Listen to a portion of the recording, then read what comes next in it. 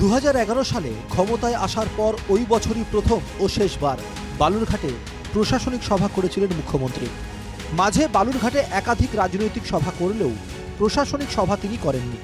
লোকসভা নির্বাচনের আগে প্রশাসনিক সভা করার জন্য মুখ্যমন্ত্রী কেন বালুরঘাটকে বেছে নিলেন তা নিয়েও কৌতূহল তৈরি হয়েছে উত্তরবঙ্গের রাজনীতিতে। বালুরঘাট বরাবরই বামেদের শক্ত ঘাঁটি। 2011 সালে বিধানসভা অবশ্য এই বাম ঘাঁটিতে ধস নামায় তৃণমূল কংগ্রেস, কিন্তু 5 বছর পর 2016 নির্বাচনে আসনটি ফের পুনর্দখল করে বামেরা।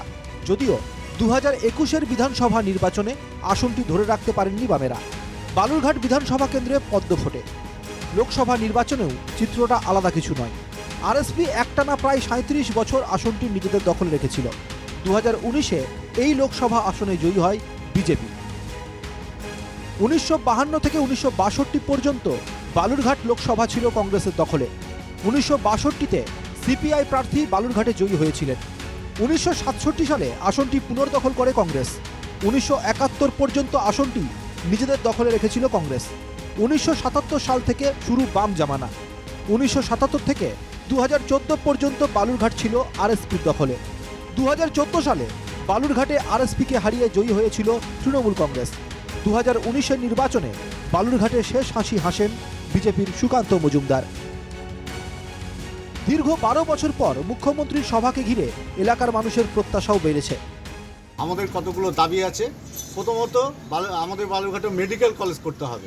আমাদের বিশ্ববিদ্যালয় যেটা দক্ষিণ দিনাজপুরে তৈরি হয়েছে, সেই বিশ্ববিদ্যালয়ের ভবন তো নেই, পড়ুয়াদের কক্ষ নেই, লাইব্রেরি নেই, কিছুই নেই। এখন সেটা ভাড়া বাড়িতে চলছে। অবশ্যই সেই কাজগুলো স্যাংশন করতে হবে এবং এই প্লেন যাতে আমাদের বালুরঘাট থেকে চালু হয়, অতি সত্বর, অতি দ্রুত, সেটা আমাদের মুখ্যমন্ত্রীর কাছে একটা দাবি থাকছে। হলো এখানে মেডিকেল কলেজ, পূর্ণাঙ্গ ইউনিভার্সিটি, তাছাড়া স্থানীয় বেকার ছেলে মেয়েদের জন্য যাতে সঠিক কর্মসংস্থান হয় তার জন্য উদ্যোগ গ্রহণ করা, এগুলি তো অবশ্যই থাকবে। এছাড়াও শিল্প আরও কিছু যাতে আনা যায়, শিল্প বলতে বালুরঘাটে নাই। মুখ্যমন্ত্রীর আসার আগে জোর গতিতে শহর সাজানোর কাজ চালাচ্ছে বালুরঘাট পুরসভা, জানিয়ে কটাক্ষ করেছে বিরোধীরা। সব জেলায় মেডিকেল কলেজ আছে, আমাদের জেলায় মেডিকেল কলেজ থাকবে না কেন? আমরা কি কম অসুস্থ হই নাকি? আমরা দানা সিংয়ের মতো বডি বিল্ডার যে আমাদের কারোই রোগ হয় না? তো তাকে তো এটা দিয়ে যান। আর বহুদিন আগে কেন্দ্র সরকার 1 টাকায় আপনাকে এয়ারপোর্টটা দিয়ে দিয়েছে। এয়ারপোর্টটা আপনি ডেভেলপমেন্ট করেছেন, ভালো কথা। এবার প্লেন চালানোর ব্যবস্থা করুন, না পারলে আমাকে বলুন, আমি ব্যবস্থা করছি। মিথ্যাচার এবং উৎসাহী হবে। কারণ আপনারা দেখবেন কিছুদিন আগে একটা ট্রেনকে বন্ধ করে আরেকটা ট্রেন, নতুন ট্রেন দিয়েছে বলে বালুরঘাটবাসীকে ফ্লেগ ফেস্টুনে ভরিয়ে দিয়েছিল। শহরকে নোংরা করার বিষয়ে বিজেপি আগে প্রথম করছেন এবং আমরা বালুরঘাট পৌরসভার পক্ষ থেকে প্রতিনিয়ত বালুরঘাট শহরকে পরিষ্কার পরিচ্ছন্ন রাখার জন্য সেভারেল টাইম। মুখ্যমন্ত্রীর সভায় প্রশাসনিক প্রস্তুতির কাজ তদারকি করছেন দক্ষিণ দিনাজপুরের জেলা শাসক। প্রস্তুতি তুঙ্গে আছে আর মোটামুটি আমাদের কাজগুলো শেষের দিকে আছে।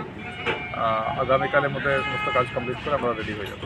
সিকিউরিটি প্রোটোকল অনুযায়ী আমরা সমস্ত অ্যারেঞ্জমেন্ট করছি। এটা সিএম সিকিউরিটি থেকে যে নির্দেশ আছে, যেভাবে ওনাদের প্রোটোকল আছে, সমস্ত করে ওনাদের নির্দেশ অনুযায়ী সমস্ত অ্যারেঞ্জমেন্ট হয়ে গেছে। মুখ্যমন্ত্রীর সফর উপলক্ষে বালুরঘাট শহর জুড়ে চলছে নানান কর্মকাণ্ড।